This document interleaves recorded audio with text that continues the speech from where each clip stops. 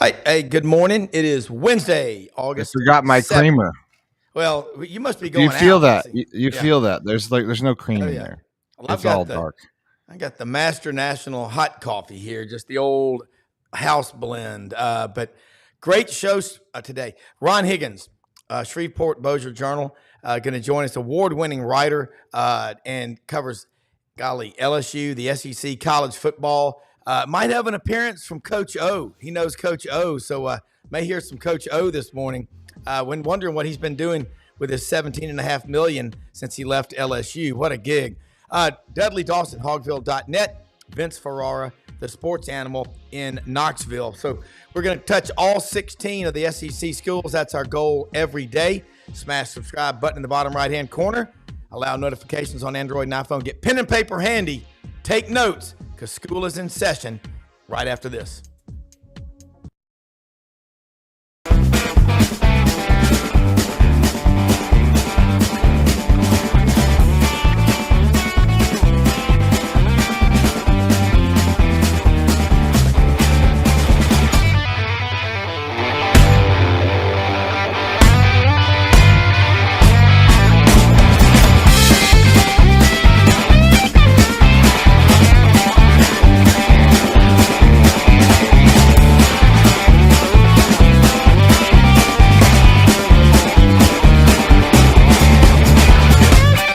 Sidelines with Rob Brown. Talk sporty to me.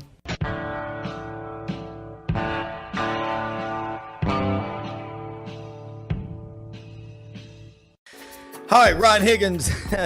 Last time you were on the show, man, you mentioned that you may have him on the show with us today, the coach Orgeron. And what was funnier, him talking or listening to people's pronunciations of his name, especially if they weren't familiar with how Cajuns might pronounce their names. But glad to have you back on here. Everything's happening pretty fast right now. Everybody's at practice and all. You remember the days when you take the old sterno pad in your back pocket, you'd be walking around the practice field and taking notes.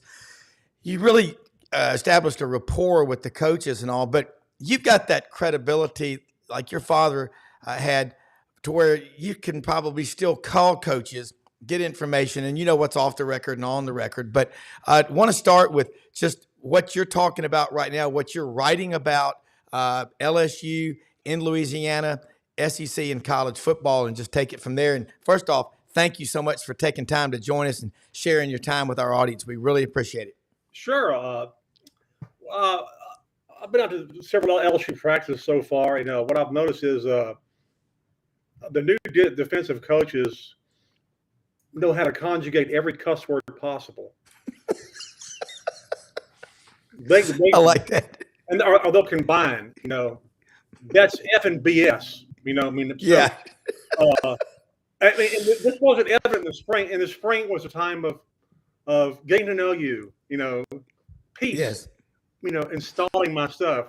Now it's the fall and the game's less than a month away. You guys are playing like F and BS, okay? I'm tired of F and BS. Honestly, it's refreshing, really. These guys, these defensive coaches were hired to lift a defense that was 130 or worse in 6 defensive categories last year. And frankly, somebody need a lot of fire under their rear ends, and these guys have done it. And they got a new defensive coordinator, Blake Baker, who was LSU's linebackers coach in 2021 and went to Missouri when Brian Kelly came in. Kelly is back, and he likes his aggressiveness. He likes the facts. He puts a lot of pressure on quarterbacks, gets a lot of tackles for losses and sacks, and something else you didn't do much last year. And supposedly the Blake Baker simplified the defense to where it's more react rather than read. And cornerbacks are playing more man-to-man. It's kind of demanded of them. Last year, they started out that way, and then their defensive backs were so bad, basically, they went to zone and gave up, like, you could get an 8-yard completion LSU any time you wanted last year. So LSU's whole thing last year was we're going to have to outscore you. And most of the time they did with Jay Daniels. But This year, their offense is different, but it's going to be good. Run the ball more, but that doesn't say Garrett Nussmeier can't throw because he's a hell of a passer. So it's a little bit more. Ball control, but they still got a ton of playmakers, and their offensive line is their strength. That's why they're kind of going to lean on the run a little bit. But I think judging from their schedule, they should be pretty good. I mean, I think the game against Ole Miss is kind of like their benchmark game to whether they'll make the playoffs or not, and that's in Baton Rouge. So we'll see what happens. You think back historically, SEC defenses really are good. They're strong. But I go back to 2010 when Auburn was playing Oregon.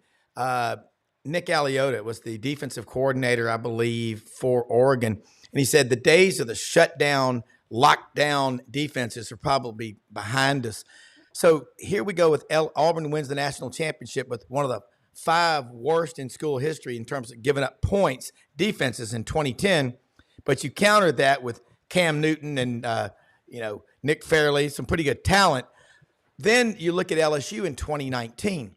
LSU's defense, arguably, Ron, would you say top 5 worst in school history in terms of the number of points they gave up per game? Is that a fair assessment? And then last year, like Frank Duffy says on this show, one of our members of the team, that it was he said they wasted a legendary offense last season. I wouldn't say they wasted it, but the defense was bad again, but it was worse than 2019 or anything I think any LSU fan had ever seen. And you just mentioned it, the 8-yard freebie for a pass anytime you wanted it. Yeah, they gave up 21.9 in 2019. Okay, I'm wrong then. That was not top 5 worst. I tell you, but what skews it is for most of the first 2/3 of the year they had people hurt.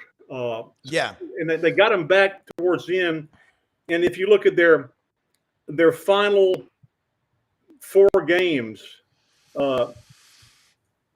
Texas A&M 50-7, Georgia in the championship game 37-10, Peach Bowl semifinals 63-28, and then Clemson 42-25. Once they got their people back, they were fine because David Rand is a really good defensive coordinator. But I think it's kind of just spread all over. I mean, I know, I knew Nick didn't like it when people put up points on more points than they should on Alabama because he's always been a defensive guy. But he kind of gotten used to the fact, with the new offenses and no huddles and people running more plays. For him, it was either be a dinosaur or get with the program, which is why he hired Lane Kiffin as offensive coordinator to speed things up. And before that, Nick was in denial. He'd say stuff like, this is these new offenses with no huddles and, the referees don't give you time to get set. This is like really dangerous for the game because, players get fatigued. You get more. It's like, and then finally he realized, I better go speed up too. And once he did, he was fine. But you look at Alabama, they've only given up more than 20 points a game in the last, since 2017.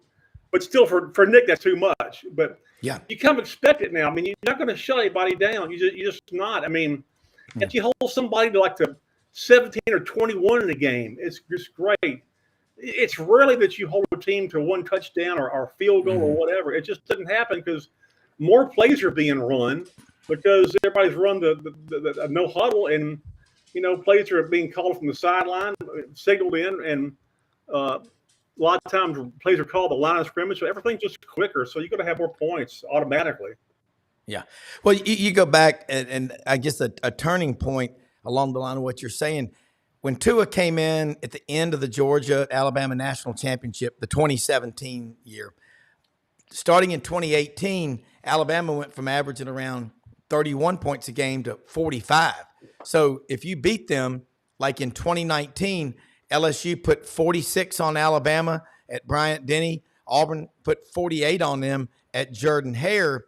You had to play a full 60. You're right. And I'm not saying that LSU defense, I guess my standard for LSU, and yours is too, is they've always had great defenses. You think about the front sevens, the defensive lines, and Booger McFarland. Anthony McFarland's his real name. Everybody always calls him Booger. I can't imagine why.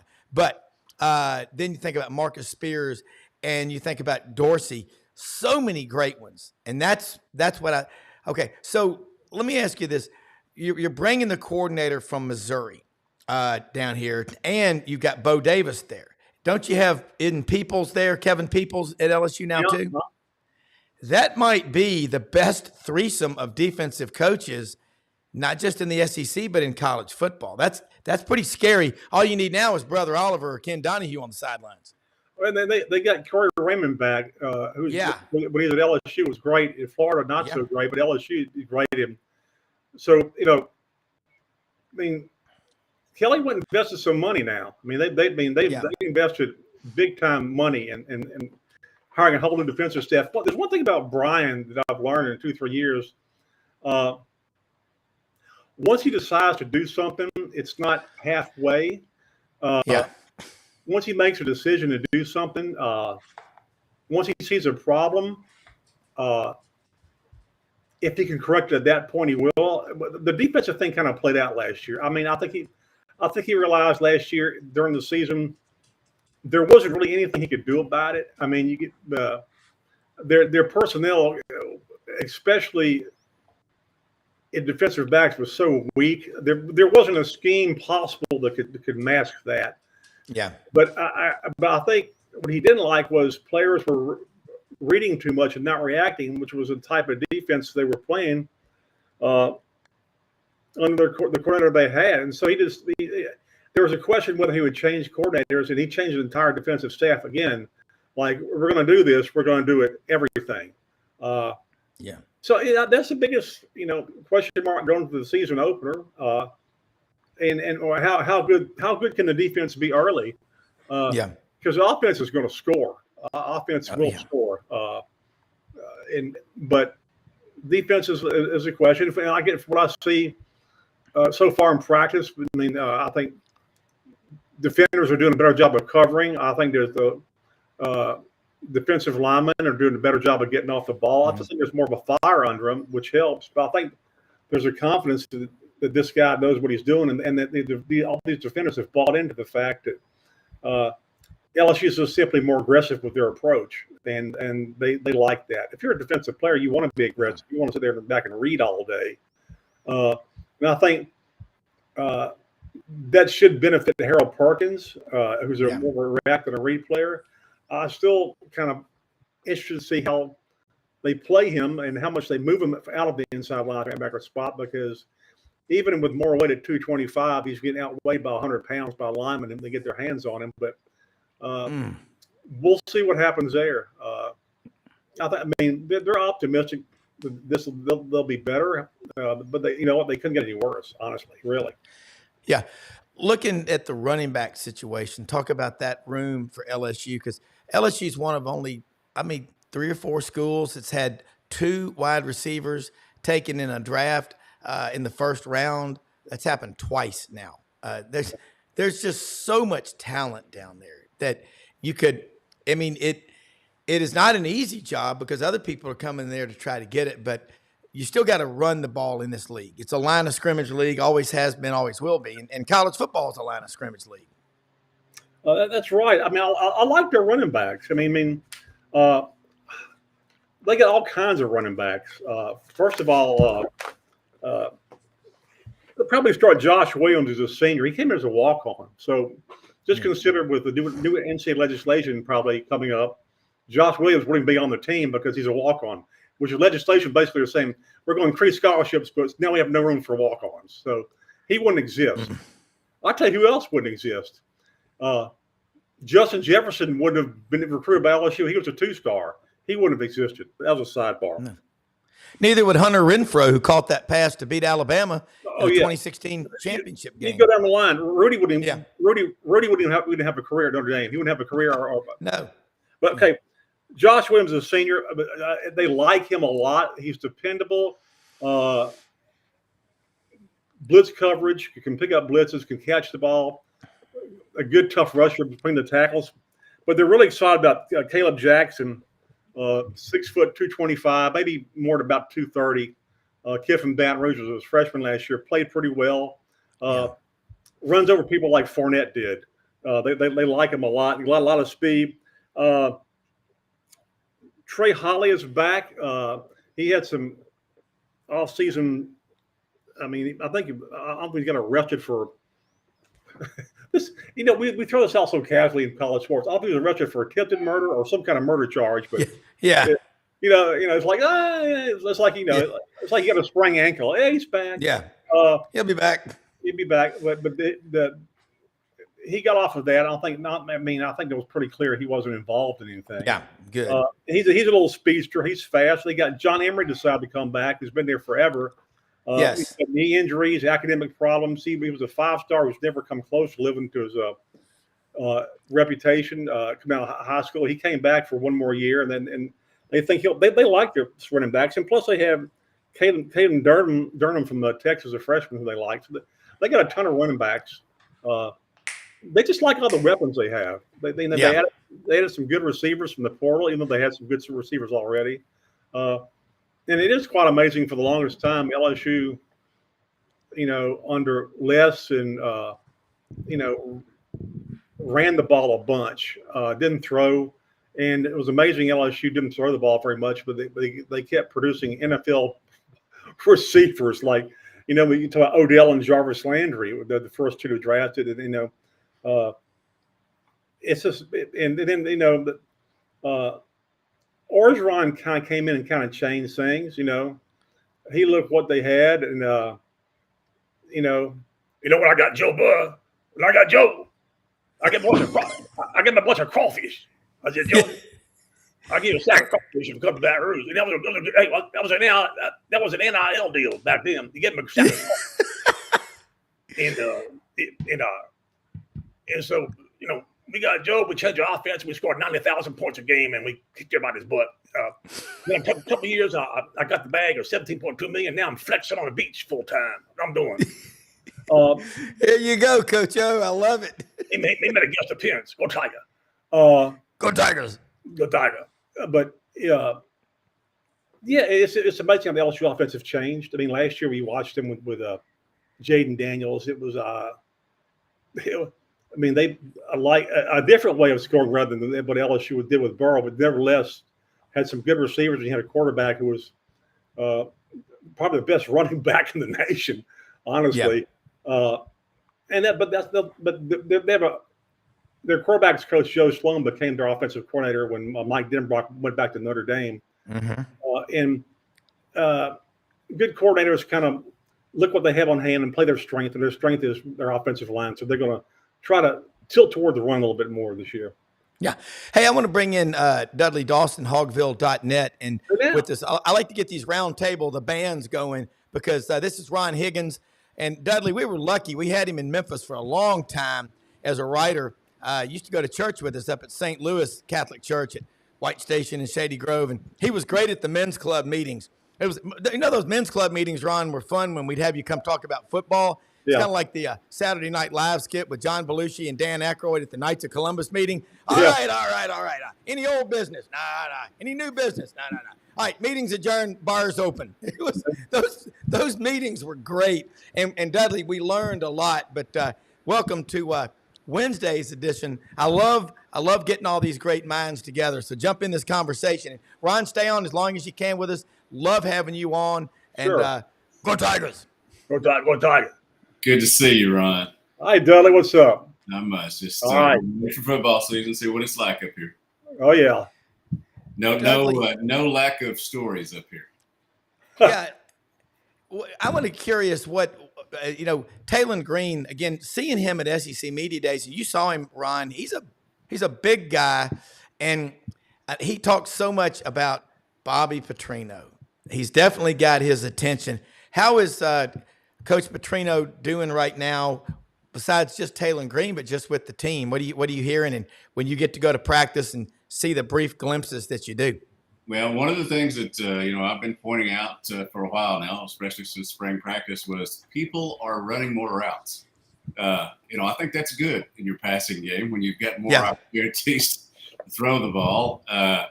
kind of going back to where he was here, back in the day when he was the head coach, offense was never an issue.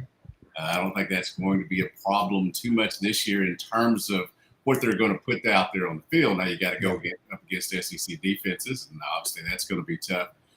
But the chemistry, the route running, the just pure joy is back after, for whatever reason, be it Dan Enos, NIL spats between the quarterback and the offensive line or whatever. They're having fun back over there again, and have some optimism, even though you're coming off a 4-8 season and the league didn't get any worse. Yeah. Ron, jump in here. Well, with Arkansas, from the outside looking in, you wonder if they have enough NIL money, because you just basically go buy players now. I mean, that's kind of the deal. Dudley, is that getting any better up there? I mean, because from the outside you hear that at least you hear that it's been kind of a struggle a bit.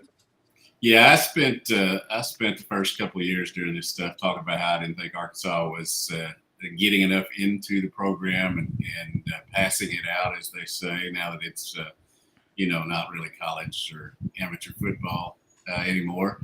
Actually sit down with the NIL director, who they had up until about 4 months ago, and he had to step down for a personal issue. But I sit down and talk to him, find out what they're trying to do a little bit better. That's carried over with the new folks that are in. It's a matter of them trying to get the money out while reining the kids in, if that makes any sense, because it was not as organized as maybe it should have been. I feel like they're headed in the right direction right now, but you're catching up, and that's never a good thing in any facet of life, less the SEC. Yeah, and for both of y'all, I mean, there's collectives at every school now. I always talk about the free market will work all this stuff out, but as much money is being thrown out right now, do y'all see this much money or a lot more in the future? Because I don't think it's sustainable the way it is now. How many times? I mean, I'm hearing that Ohio State is going to make $350,000 this year because they're charging people money they can go to practice. What's next? Guessing people's weight? Signage on uniforms, probably. Yeah. I mean, I'm sure Walmart would love to sponsor the Razorbacks with a patch on their, I'm sure Tabasco would be great for Louisiana, or my favorite sign I've ever seen it in Louisiana at a Shreveport baseball park. It was on the wall. It said, "Caddo Radiator Works, best place in town to take a leak." So that should be on the. But yeah, I mean, there's all kind of revenue sources. It's more's being piled on the plate for athletic directors to come up with money. I mean, you got revenue sharing, you got NILs, you got collectives, you've got more scholarships coming up in every sport. It's like, how are they going to pay for this stuff? But schools charge money for scholarships. I mean, they're not free. So yeah, I'm like you. I mean, in some schools, naturally got a head start on this stuff. I think Ole Miss's collective has been so well organized from the beginning because of Walker that they're way ahead of the game. They've been able to buy more people than a lot of people because they're ahead of the game. LSU's done a better job the last couple of years, but it really is. It's almost like who you buy now. How many people can you buy? And that's it's a shame that it's come down to that, but that's what it is. And in some parts of the country has more money than other to get your kitty together and buy people. I mean, and some places have a ton of money, and you don't know why they aren't any better. Like Miami, Miami's got a ton of money. Why they're not buying the right people? Yeah. Everybody's got to be selective in who they buy, what they spend money on, and honestly, I mean, especially in the transfer portal, there's some guys who want more money than they're worth, and you pass on them. I mean, Kelly did that. Brian Kelly did that with a couple of defensive tackles in off season, and he got roasted for it. And basically, He said, "Listen, I'm not going to bring in 2 guys and pay them more money than I'm paying my 2 best offensive linemen. It's not good for team morale." That's right.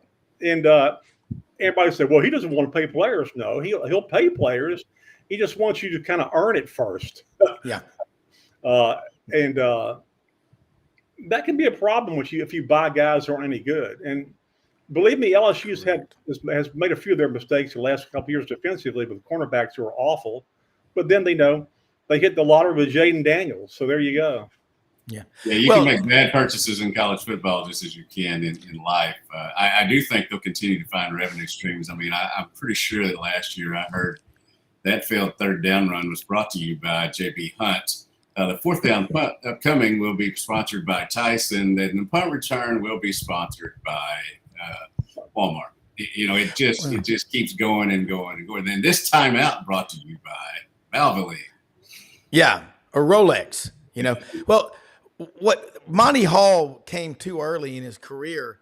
Let's make a deal. Couldn't you see behind door number 3, a 5-star quarterback and a fully intact starting offensive line, all for $1.6 million. I mean, that's. Or would you rather see what's behind door number 2, which is 3 linebackers that will play 70 snaps a game?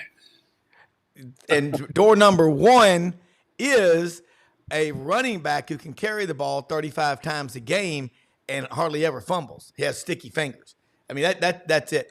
Y'all, this morning, SEC Network, they are starved for content. I mean, my wife, even Audrey, goes, "Rob, they showed that same show over. Can you take it off?" I literally love the SEC Network, but I'll flip over and watch ACC Network, that road trip. Guys, somebody answer me. Why isn't the SEC doing SEC road trip? I got to give credit to ACC Network. They're all over, literally coast to coast, and they're in Dallas right now with Rhett Lashley, who went to Shiloh Christian, I think, played for Gus, got thrown under the bus by Gus, in my opinion, at Auburn, but I think one hell of a coach. But, played here, obviously played here as a backup quarterback in Arkansas as well. There are a lot of people who think that he'll have the opportunity to be the head coach here one day, whether it's, if this season doesn't work out or somewhere down the line because of his ties to the community, because of what he's done as a young head coach. And again, I think that if they do make a change here, I don't think we're going to see a guy who's been around the block a little bit. I think we're going to see somebody fresh and new that can excite the fan base, and I think he would be one if that comes to fruition. He's a great recruiter, Ron. You see what they're doing at SMU. They rung the bell, $150 million in less than a week. They got some money at SMU, and they're 7 years. I don't think they get any money, do they? No, I don't know if they do or not. Yeah, you got me thinking about this SEC Network stuff, new program content. Each school could have something really unique to their school. Like Alabama could have Nick Saban's greatest sidelines tirades. Those are the whole 30 minutes. Guest starring. Yeah. I mean, Arkansas could have the Bobby Petrino motorcycle charity race. But you don't cross the finish line. You just run in a ditch at the end. Yeah. I mean, LSU. Anything with Orgeron. Ed Orgeron wrestles alligators. I whipped his tail. I'll tell you that. Go down the line. I mean, every school. I mean, that would be interesting. I can only take so much. Paul Feinbaum and I told Feinbaum this one time. I said they pay you what they pay you is worth every penny. I would go crazy every day if I had to deal with the people you had to deal with. Jim from Tuscaloosa come to mind. It's like February. Paul, what do you think Alabama's going to get to Auburn next year? It's February, for Christ's sake, okay? How about girlfriends, wives, mistresses of the SEC? Oh, that is huge. Oh man, we could open up a whole.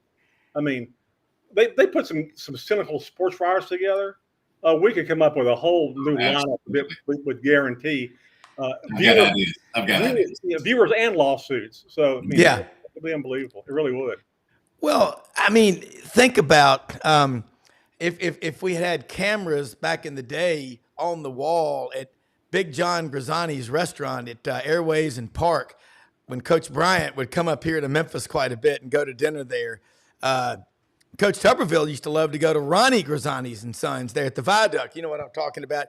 He loved to go there. I mean, I think what I'm saying is the SEC Network does a great job, but hell, put our show on there. We'll get on there. We'll inform them. I'm going to tell you something right now that I love getting the writers. I mean, Dudley, what I think is so cool is all y'all cover different schools, but y'all know each other and there's a lot of respect. And I really, that's what I love about it. And you learn a lot, but I think a series, there's a lot of stories you could do, but one of them is about the biggest booster at each school, and an ESPN or SEC Network documentary on the big booster. Like I heard from Ward Pell, the widow of the late coach Charlie Pell.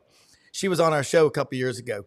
She said when Charlie got to Florida, he wanted to know how they could raise money, and he was introduced to Mr. Ben Hill Griffin, and she said he went to his cabin out in the country and spent about 3 hours on a Sunday afternoon on the front porch talking about everything but football and just, growing up in the country and what that's like and eating swamp cabbage. And if you know anything about Florida, you know what swamp cabbage is. And talking about life in the muck, which is Lake Okeechobee, Immokalee, Pahokee, Clewiston, all those towns, Belglade. He left with an envelope, which was the largest check ever written for Florida Gator athletics in school history. Ben Hill Griffin Stadium now bears his name. I think that would be a cool story. Y'all, who is the historian that was on that SEC Saturday Night Lights? Is it Bud Harrison from LSU that wears the suspenders, Ryan? Did you see? James Carville? No, it's not Carville. It's a guy. It's an older guy with white hair, and he wears suspenders. And he was talking about the first night games at Tiger Stadium. Dudley, have y'all both seen that Saturday Night Lights? But it sounds like good August material. Yes, it's great August material. I mean, you will watch it over and over because they'll show it over and over and over. Well, they should have like a game show with sports writers, and they give them a topic, and they like, give me your best Bobby Petrino story, and then like bam. I mean, by the way, it would not be the motorcycle one. No, I mean there's plenty of them. I mean, one of my favorites is I forgot what year they're playing. Alabama and Arkansas playing. Alabama's leading most of the game, and I go down the sideline toward the end of the game. Arkansas is still leading, and so Petrino calls a timeout. I can hear him talking to Ryan Mallett. It's like before third down. He's saying, "Okay," if there's nothing there, throw the ball away. Okay, throw the ball away, and we can we can punt. Just throw it away. Mallett goes back out there, lofts it up in the triple coverage, gets it intercepted, and you look at Petrino on the sideline. He's screaming, MF, MF, MF, MF, and Mallett runs at the end of the bench and hides for the rest of the game. That's the kind of stuff I love. I mean, and I'm sure Dudley's got probably a million.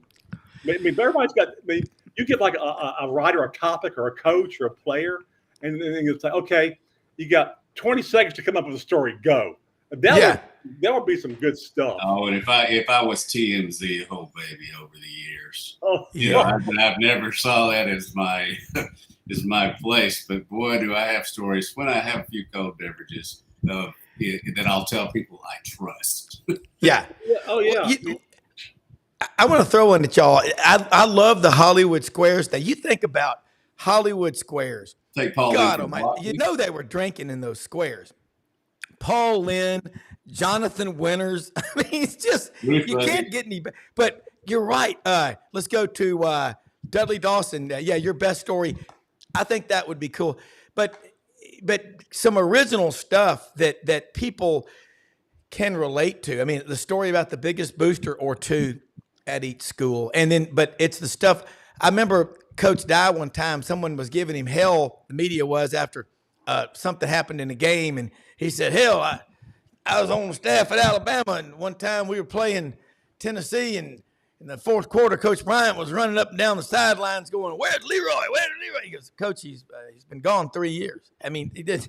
It actually happened. And far be it from Coach Bryant to ever have a lapse there. But, I mean, and think about the pictures. I've got a picture of Suge Jordan at Auburn smoking on the sidelines in the Auburn-Georgia game. I mean, those would be some great stories. Hey, one of our best up here is not Coach Pittman when he was here, but when he was at Pittsburgh State, and he's come off the field, and there's a Hamm's beer over there beside him as he's sitting on the bench. Well, so, by the way, do you see that sign? Yes, line? yes. That is. Look at that. Now a 30 rack of Hamm's beer at the Walmart in Wynne, Arkansas. $1.20. $15.88, I might add. And I was in there a couple of months ago with Audrey on the way up to the Spring River, and I was like, "Where is it?" There was some guy that had 3 30 racks in his cart, and he was a lot bigger than me. And I was like, "Damn!" Otherwise, I was going to maybe try to play Let's Make a Deal. But yeah, what I love is like did you see? By the way, Ron, here's one of your fans. He's a friend of mine, Pierre T. Landash. Yeah. Surprise, he's an LSU guy from Baton Rouge. We miss you in Memphis. We really do. We have no Ron Higgins. I mean, but we have you on this show now, and I'm so glad I ran into you at media days, because when we do our football media thing over at St. Louis at the church here in I guess about 3 weeks. Maybe we could. I wish they could have you on a Zoom call or a restream like this, because you are missed. And I tell you, my dad doesn't understand no Saturday commercial appeal. He goes, he's 96. He's kind of routine driven. But let me ask both of y'all. Vince Ferrara is going to join us in just a minute from the Sports Animal up in Knoxville. Both of y'all, when you look at the SEC race this year, can I get from both of you right now your top 4 teams based on what you feel is going to happen? Doesn't it can change. There was a rumor last Friday that Dart tore his ACL. I immediately checked with Yancey Porter, Rebel Yell Hotline, who I had lunch with in Oxford yesterday, put out on a message board by some rival fans. Imagine that happening, but I digress. But give me your top 4, Ron, in the SEC, and your top 4, Dudley Dawson. Georgia, Texas, Alabama. Wow. And the winner of the LSU Ole Miss game. Okay. Paul Lynn. I'm pretty close to that. Georgia, Texas, Alabama, and then Missouri. I think even though he's wacky, I like their schedule, and I think they've got a chance to be right there. And I realize that's surprising.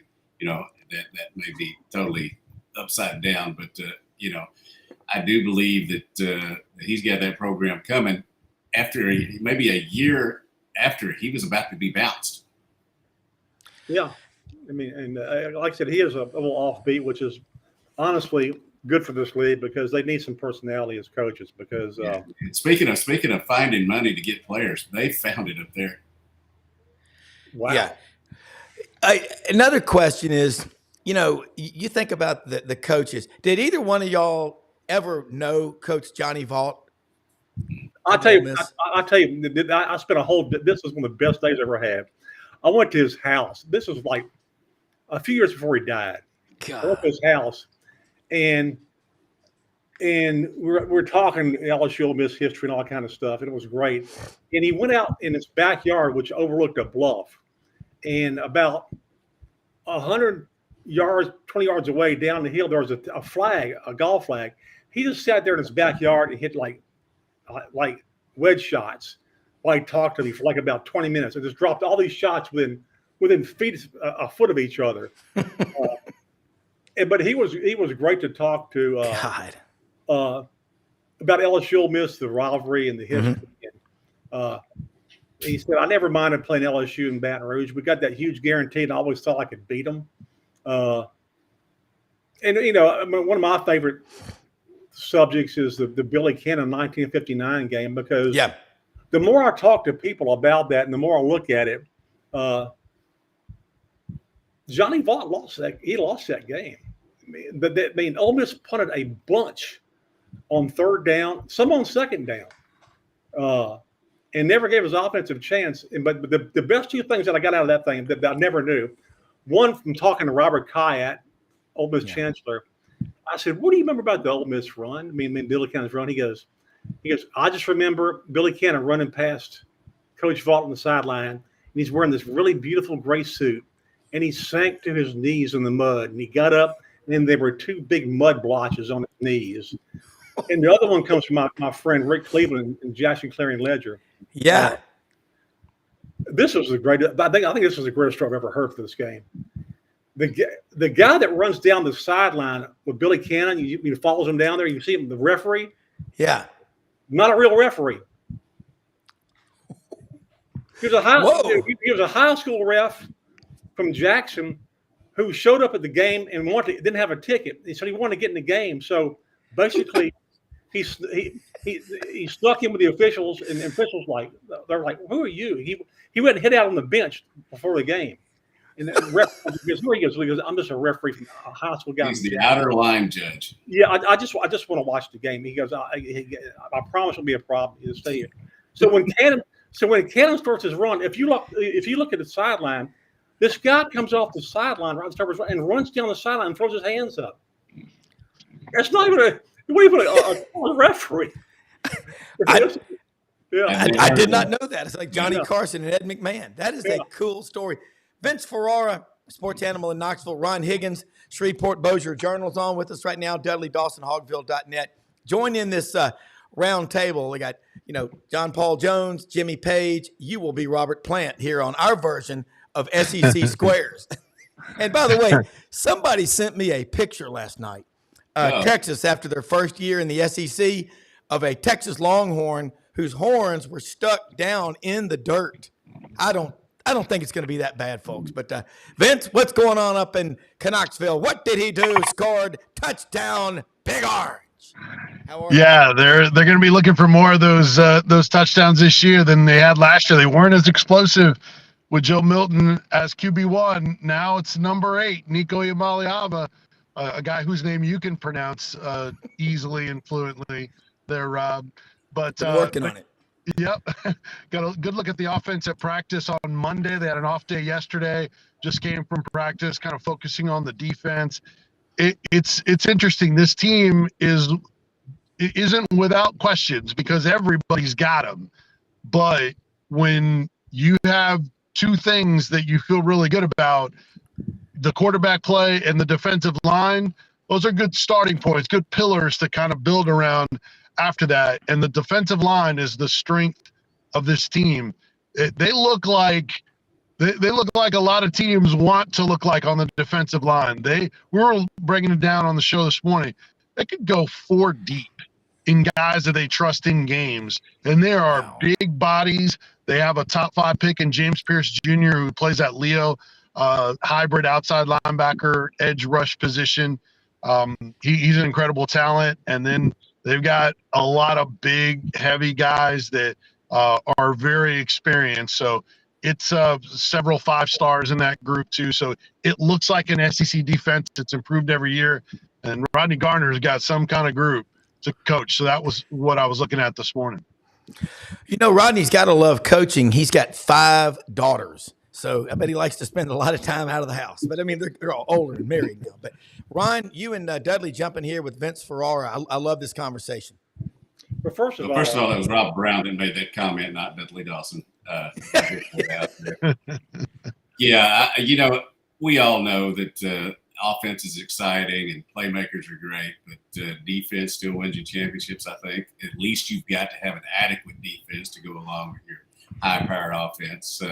And I think that, as Vince was talking about, you cannot buy enough good defensive tackles. I'm going to keep saying buy or acquire, whatever you want to do. And they are set up there. And the teams that have done that this year are going to, have success. The ones that are not are going to be down there wondering what it's like to be at the top half of the division, which now if you finish 9th, now that they have 16, you're on the wrong side of the hill here.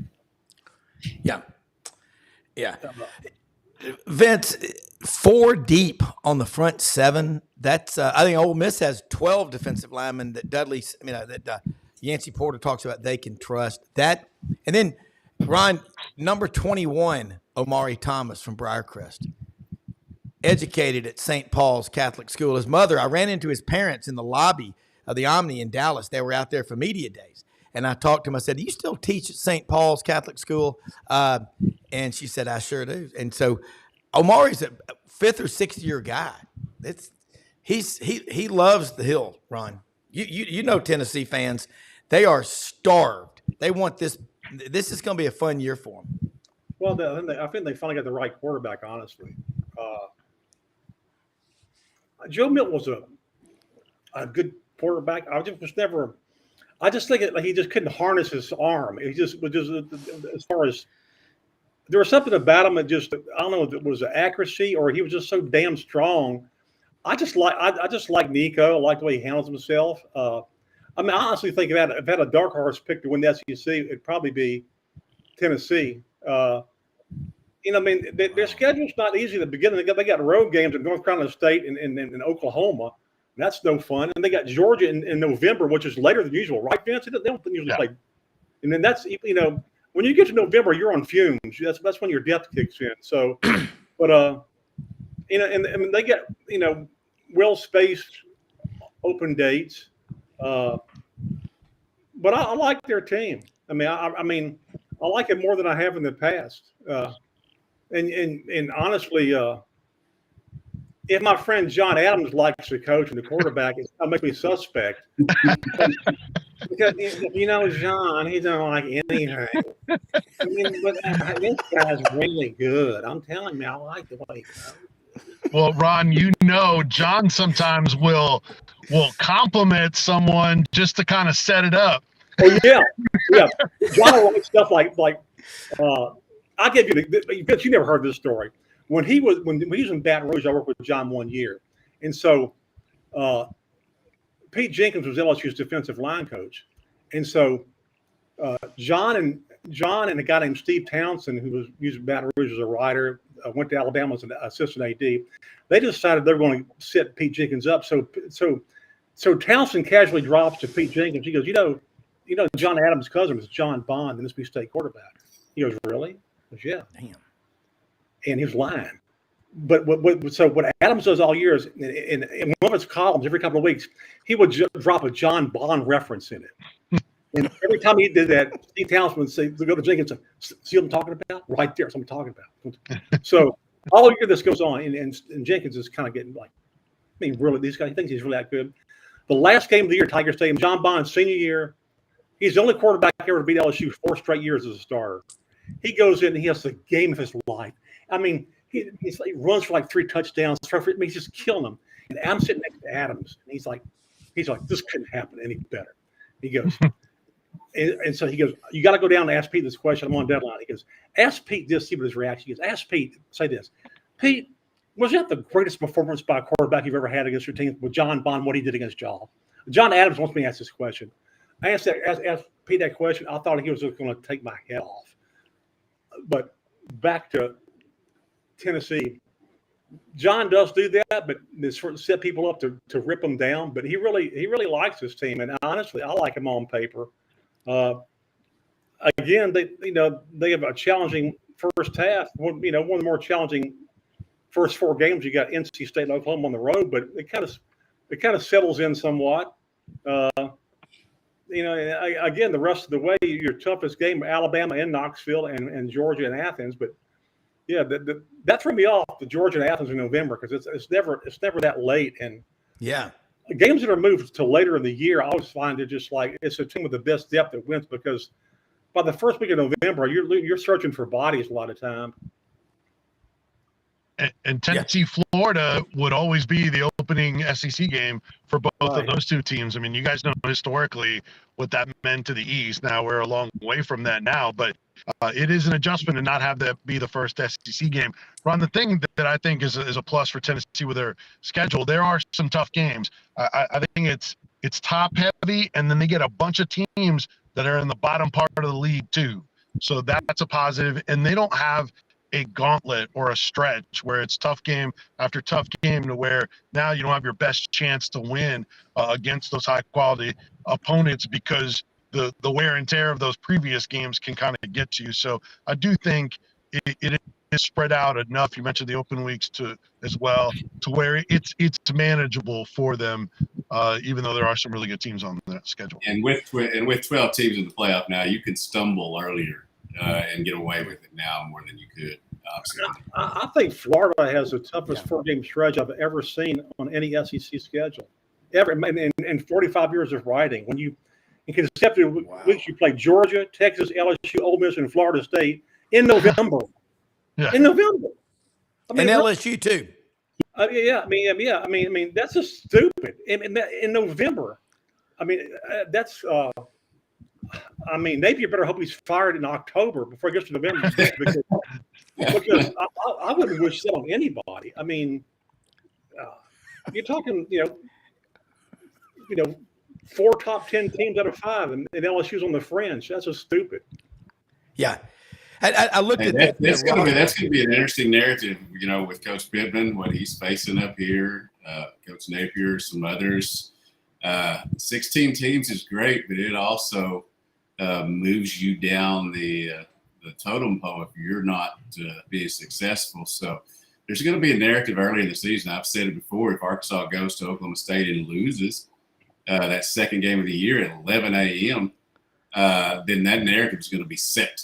And you're going to be fighting uphill. So I'm wondering how many of these, with Ron bringing up, I'm wondering how many of these coaches or how many of these programs will be looking for coaches during the middle of the season instead of the end of it. Well, that's the trend now because of the December signing period.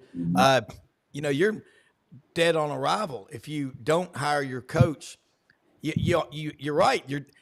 Auburn mercilessly pulled the plug on Brian Harsin, arguably the worst hire in the history of college athletics. I still don't like baked potatoes like I used to. I'm a sweet potato fan now. John L. Smith has entered the chat. Chad Morris has entered the chat. Hey, let me throw this one at y'all. Look at that, Ron, you're talking about it. And, guys, the last 5 opponents Florida plays combined last year for 59 wins and 11 losses. And all 5 of those teams, 4 of them are in the top 10 preseason this year, and LSU's sitting there at number 12.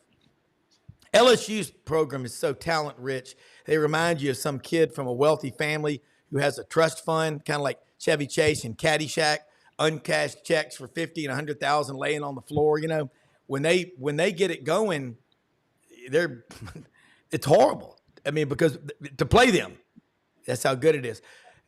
Vince, looking at Tennessee, and I think it's so cool.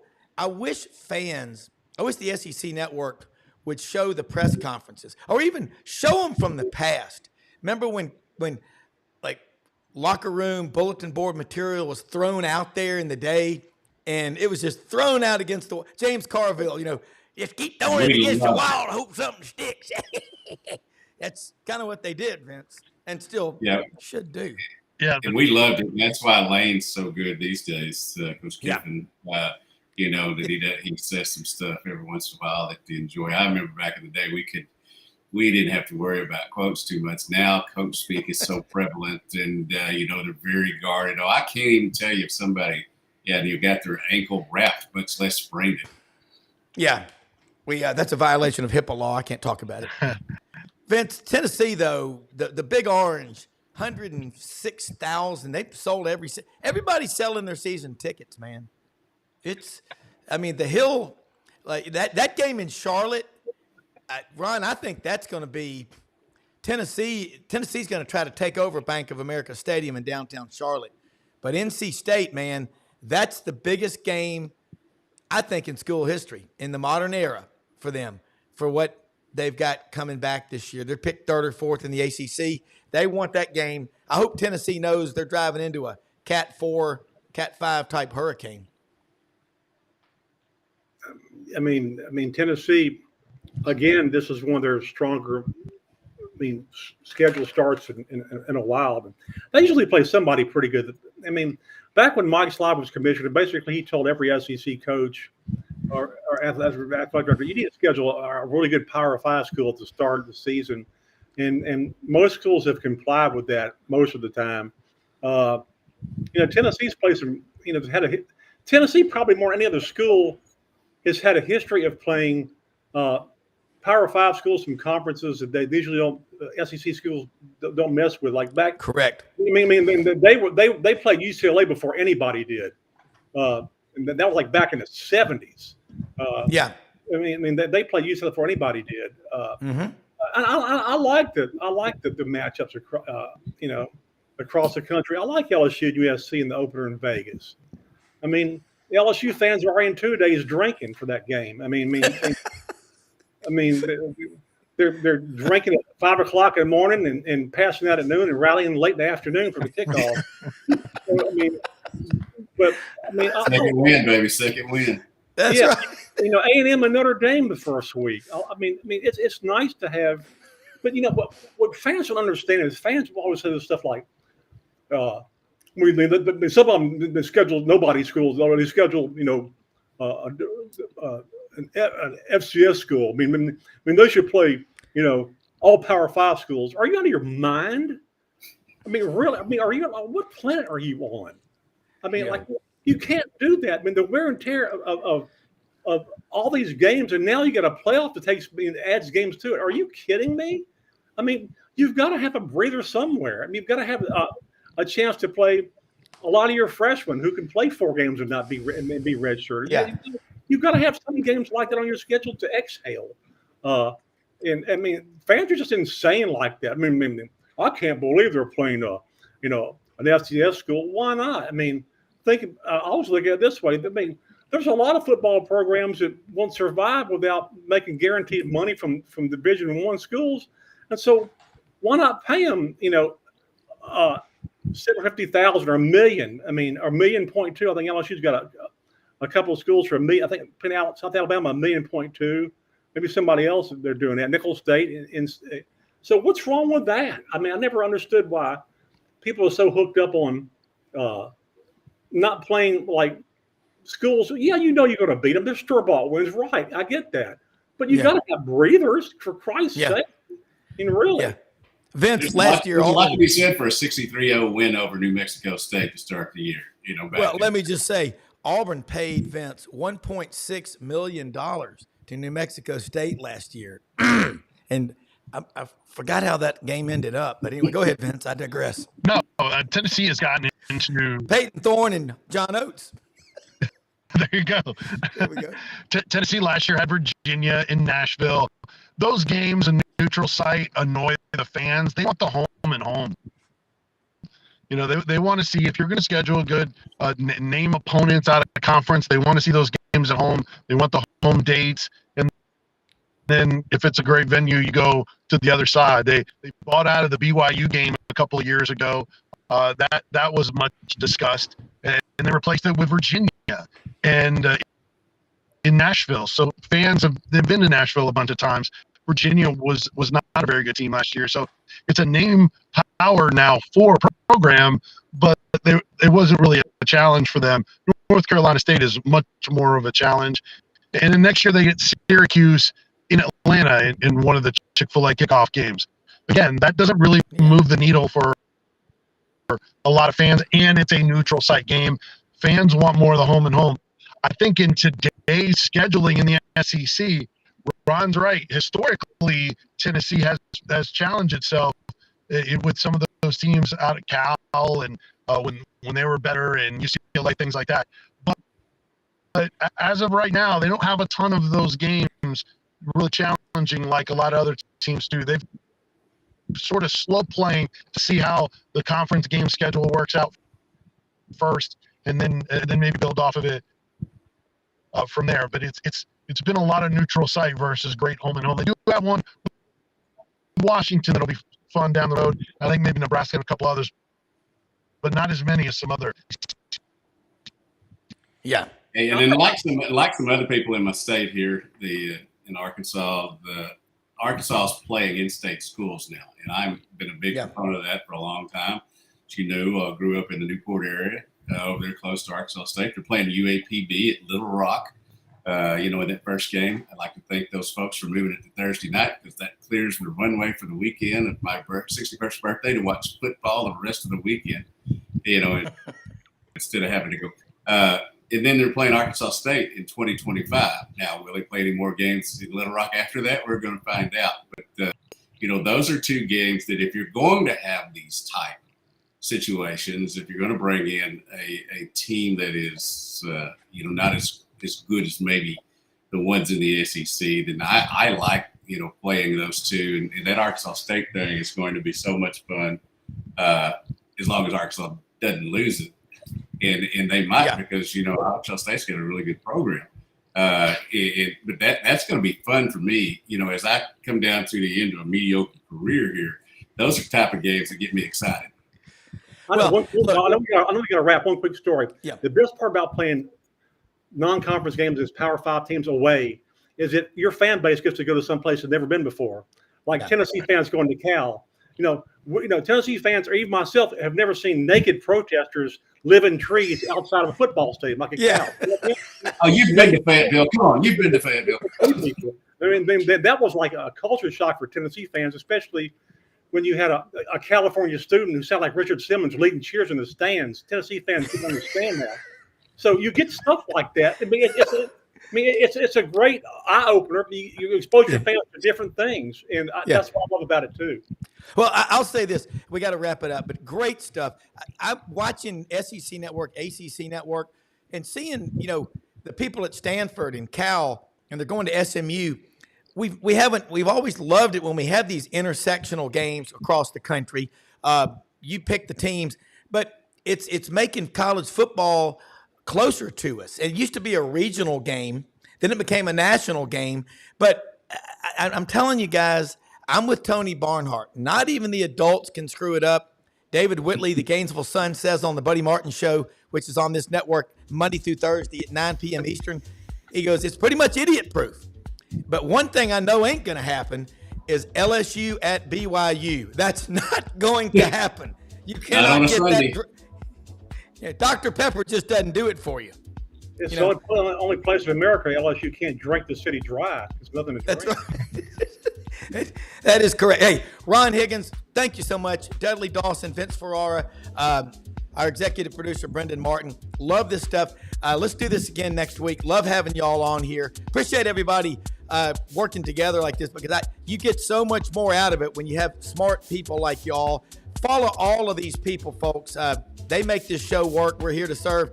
We live in the greatest country in the history of the world. We're all blessed. Go out and bless others and make a positive difference every day. That's what we're here for. We'll see you in the morning. Have a great day, everybody.